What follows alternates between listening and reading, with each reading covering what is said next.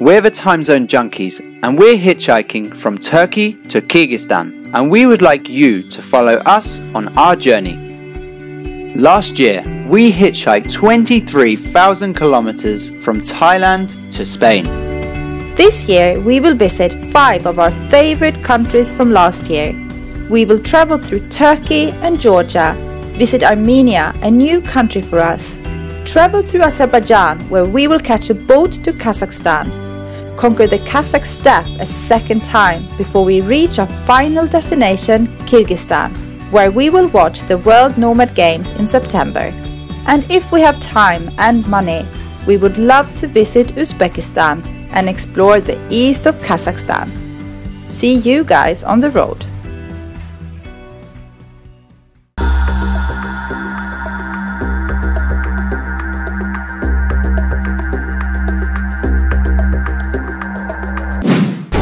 In the last episode, we had just arrived in Olympus, where we decided to splurge, and instead of camping, we stayed in a wooden bungalow at Sabana tree houses. We spent a full day wandering around the amazing ancient ruins and climbed up a hill where we had an amazing view of the beach. After 2 nights in Olympus, we decided to hitchhike to Lake Beishir. Our driver Bahitin and his mom invited us to have dinner and sleep at their place, but suddenly changed their minds and dropped us off 30 kilometers from Konya.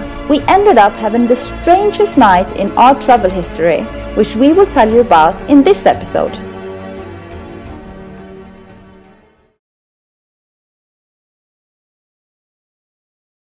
Alright. Here we are. Hello. Hello, yes. The day after, we've got a funny story for you about this. We'll tell you later. In a bit. So thank you very much Bahitin. Bahattin. Memnun oldum. Çok sevdim sizi. Yeah. İnşallah bir daha geldiğinizde bir daha görüşürüz. Okay, thank you. Thank you. Çok teşekkür ederim. Rica ederim. Okay. Güle güle. Güle güle. Görüşürüz. Güle güle. Okay, so thank you. Yolunuz açık olsun. Perfect. Okay. Bye bye. Bye bye. See you guys later. Alright, it's time to tell you what actually happened the other night. It all started in Antalya, where we got picked up by this guy and his mom. They are from quite a conservative neighborhood, religious family in Konya, outside. To make the story short, they picked us up in Antalya. They were going to take us to Lake Beishir, which is quite high up, 1,500 meters maybe, or something like that, where we were planning on camping because we didn't want to go into the city. So we went with them for many hours in their car. I think it's like about 5-hour drive or something like that, right? Yeah, it's quite a long way. And they eventually decided that they were gonna go up the mountain with us and actually drop us off in Beishir. What happened was that while we were going up there, they decided to invite us to sleep and have dinner at their house, Ramadan dinner. And we accepted, we said yes. Then when we arrived by the lake, what happened, Alex? They suddenly stopped by the lake and they came up with, we didn't really understand the reason, but it sounded like he had to work, so then we couldn't stay with him that night and they wanted to drop us off by the lake. But by that lake, at that moment, it was about to drop, I don't know, so much rain. It was crazy black, the sky. And we asked him if they could take us a little bit closer towards Konya and we could get out the car and camp before. Actually, before that, he said that he would drop us off there and he would come back for us the next day. But we said that we didn't want to do that. We said we would leave already in the morning. Anyway, we decided to go further with them towards Konya. We found a dam where we wanted to camp, or where he suggested we could camp, and we got there and we could only find like one flat spot, so we were okay, we're putting our tent here. And then they left, we said goodbye. Then we got a message and he asked if he could come back and camp with us. He said, don't eat, I'm bringing chicken. So we waited for him, but while we waited, it started to get really dark and we knew it was going to rain. 2 guys appeared and they, well, without any English, they explained that actually we were in a gully, in a valley where the rain would come straight down the mountain and the little area would flood as like an overflow area and would go down into the dam. So they said it was dangerous for us to camp there. We hurriedly packed up all our stuff. I think it was the fastest we've ever packed up our stuff.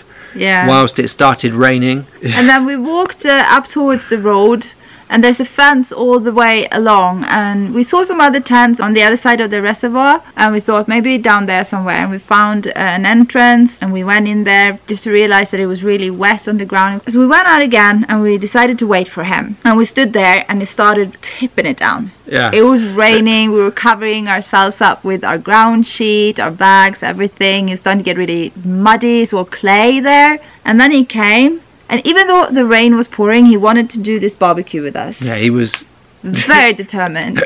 And I was in a really bad mood. I just wanted to know where I was going to sleep. I realized I saw the ground. It was clay. It was starting to get soft already, and I was thinking we can't put our tent here because we will never get that clean again, ever.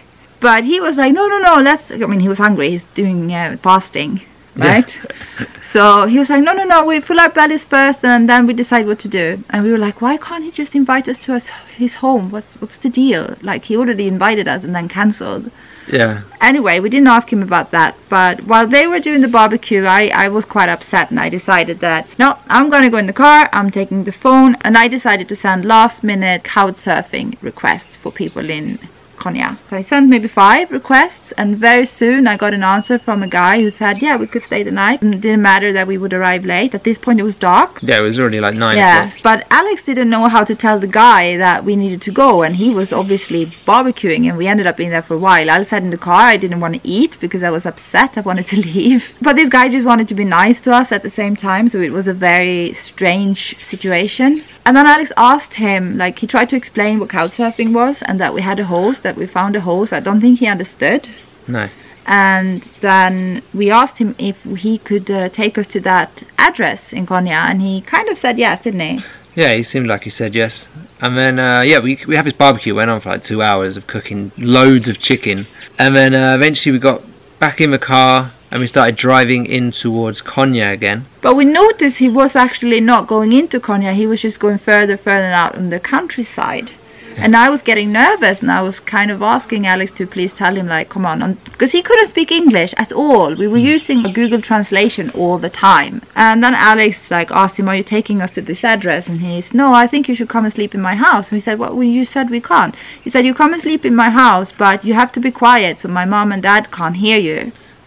And we were like, we don't want to sleep at your house if your mom and dad is there. And he explained that they live downstairs, he lives upstairs.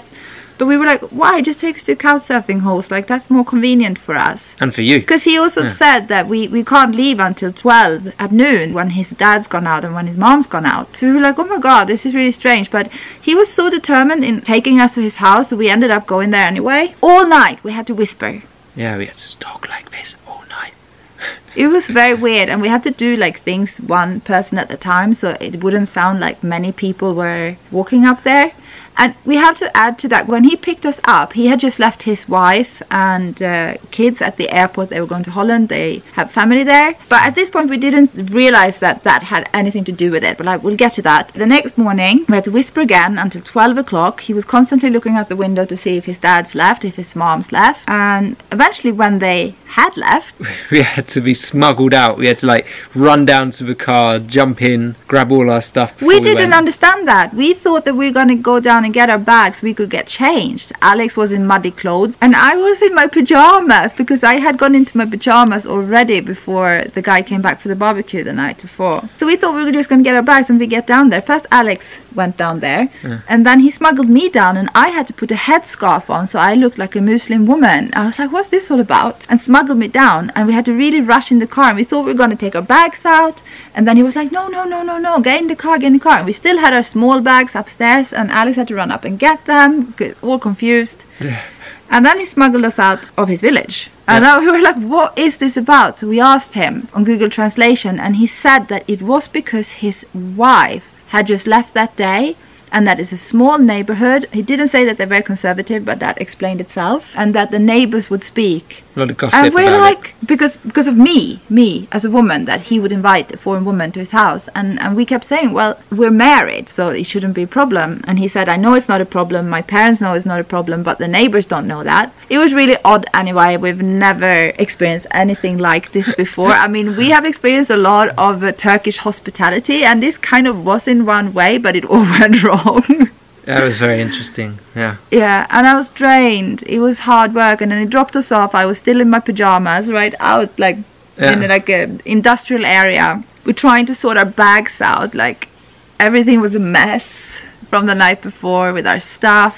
And I thought I was going to get changed. I couldn't get changed there, obviously, on the road. That was our story. It was quite interesting. 10 minutes of story. Adventure. Story time with Alex and Marlin. When it happened, it was very stressful. But now, looking back at it, only like one day after, it's like quite funny. Yeah. Quite surreal experience. Quite surreal experience, yeah. Especially me having to put the headscarf on and like whispering and all that. By the way, please leave a comment down below and tell us what you think of our experience. And have you had any similar experiences? Or what's your weird experience with local people? I do have to add though, he was extremely nice. Yeah, he's extremely nice. He really wanted to host us, but because of his family and his neighbors and his beliefs and their traditions, he couldn't. And while we were sorting our things out, a truck passed by and he stopped and he offered us a ride. Okay, so right in he dropped us off and we were sorting out our bags when this guy offered us a ride. We didn't even have the hitchhike. Gave us a few hoots with his horn. Yeah. Reverse back. Yeah, and here we are in a truck. His name is Murat. You can say hello. Hello, Murat.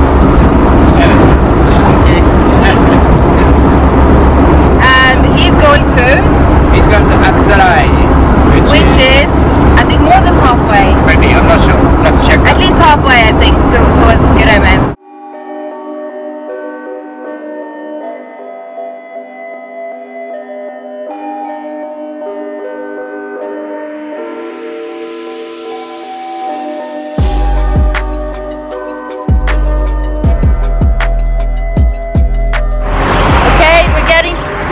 Okay, we're getting dropped off at the petrol station and we're gonna make ourselves a little bit more representable here as we're still in our sleeping clothes, basically.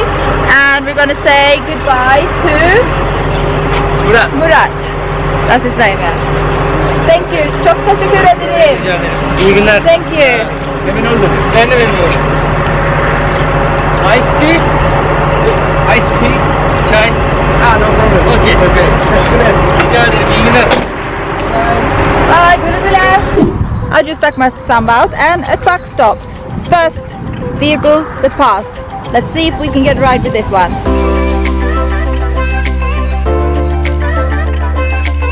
And we've got a ride. Where are we going, Alex? Nevşehir is the town before. Nevşehir, town before Magharibi. Good. I stuck my thumb out and the first truck stopped. And we're going to Nevşehir, which is about 15 kilometers from Magharibi. So this day is going really smooth. Oh, here's the driver. Selam. Selam. Hello. Hello. After such an intense, weird but still very interesting night and morning, it was nice having such a smooth start of the day hitchhiking. Our first two drivers both had a good laugh hearing about our peculiar experience the night before, and it didn't take long before we found it quite amusing ourselves.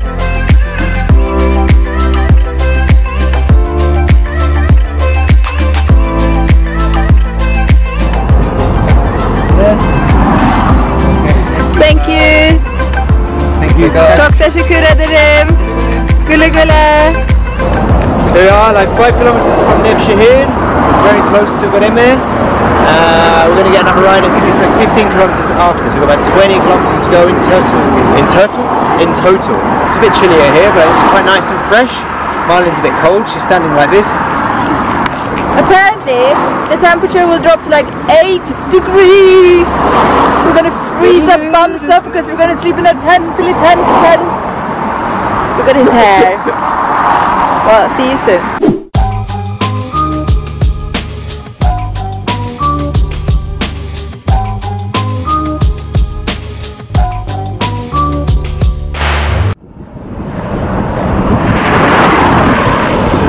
Some lovely tomatoes, that's the first. Thought we were going to get a ride and we got tomatoes. Brilliant! Here we are, we got picked up by our chauffeur. His name is Mehmet, Hussein and David, yeah. Two of them from Iran and our driver is from Turkey. Yes, correct. And they're taking us into the town so we can easier get around right from to Magharibi. Exactly. Okay, so we'll see you later. See you later. Guys, we're on the road again in Nevşehir. Trying to In Nevşehir. We're on the road again in Nevşehir and we need a ride 20 kilometers to Göreme. Let's see if we can do it. Going 6 kilometers, so that's a little bit less than halfway. No, it's much less than halfway. Well, it's about halfway. Yeah. Oh. Yeah, because there is yeah, it's Okay, about halfway then. Okay, so we're on our way. Short ride, but short but sweet.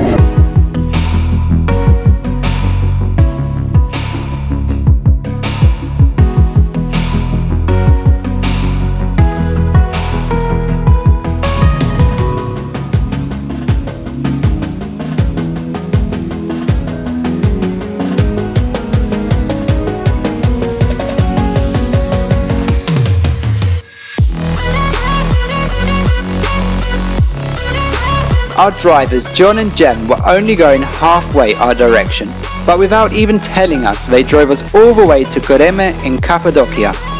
Even after hitchhiking with hundreds of generous people, we still can't get our heads around all this selflessness. It's amazing what people are ready to do for someone they've just met. Cappadocia.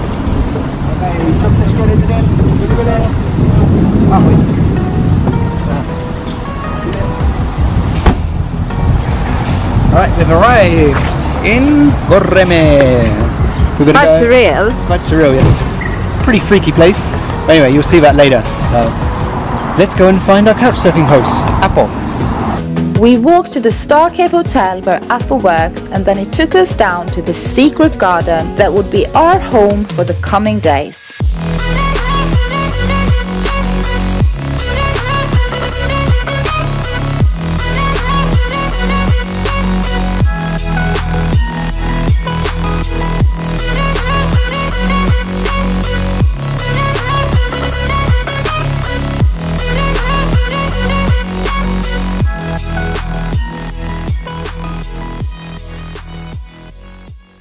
Thanks for watching, guys. Don't forget to give the video a thumbs up, comment, and most importantly, subscribe. And don't forget to turn on those notifications